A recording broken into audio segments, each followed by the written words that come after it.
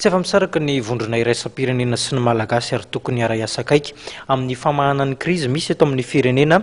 Io no nambaran'Andriamato Rasolo André avy amin'ny fiarahamonim-pirenena CNOSC Baiko fa tsy soso-kevitra. Io no naroson'ny vondrona iraisam-pirenena amin'ny alalan'ny GIC-M.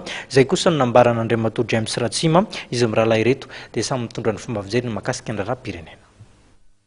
Baiko fa tsy soso-kevitra no naroson'ny GIC-M tao anatin'ny dravitra izay naroson'izy ireo araka ny nambaran'Andriamato GIC-M avy amin'ny vondrona front patriotique Malagasy. Tsy tokony iziriziry hiditra ny fandaminana ny sehatra iraisam-pirenena araka ny nambaran'Andriamato GIC-M. Na tiana na tsy tiana hoy izy dia fiarovana ny tombotsoany tsy maintsy ataon'ny vahiny ary anjaran'ny Malagasy no tokony eritreritra ny taniny ary tokony mandray tanana no avin'ny firenena. Zany hoe tsy soso-kevitra tsony fa nidikan'ireny hoe izao ny ataonareo Malagasy fa izay ny tompon'ny tanàny.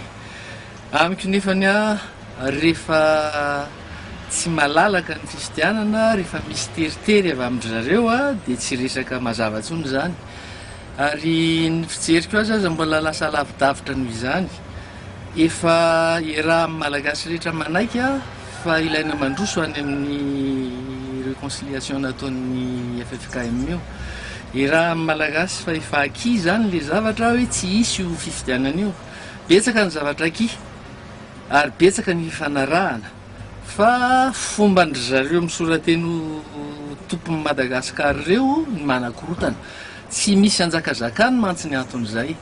Fa ny tena marina dia mbola be loatra. Ny olona eto amintsika tsy voavahan'ireo fa tsy maintsy isika Malagasy ihany ary fantany tsara fa tsy hiva mihitsy io. Raha tsy miala teto izy, mamela amin'ny Malagasy samy Malagasy andamina ny raharaha io. Tsy afa-misaraka ny vondrona iraisam-pirenena sy ny Malagasy amin'ny famolavolana vahaolana ivoana amin'ny krizy. Ho kosa Andriamato Rasolo André avy amin'ny fiarahamonim-pirenena CNOSC. Za no mahita fa mihetsiketsika be ny communauté internationale amin'ny alalan'ny GIC-M fa tsika Malagasy koa nge mba maity handeha ny fifidianana ambarana ny tetezamitsy ity. Ka ny zavatra resahako dia communauté internationale tsy afaka manao ny fifidianana io raha tsy miaraka amintsika Malagasy.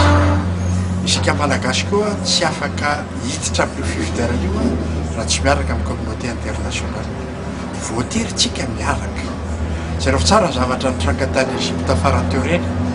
Nisy fifidianana tany tamin'ny taondasa izay nataon'ny communauté internationale natery vaimata tsy voaombana ny zavatra rehetrarehetra dia natao fifidianana. Ery taona teoriana naonga ny vahoaka sy ny miaramila ilay filohan'ny repoblika voafidy.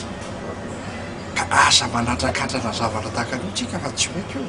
Manohana ny dinika Malagasy raha ny herivela samy hafa eto amin'ny firenena izay tarihan'ny FFKM Andriamato Rasolo André ary heveriny fa ilaina ny fandraisana anjara amin'ny vondrona iraisam-pirenena sy ny miaramila ao anatin'ny fanatanterahana izany ary mandritra io fivoriana io no andaminana ny lafin'ny politika rehetra ahafahana miroso amin'ny fifidianana.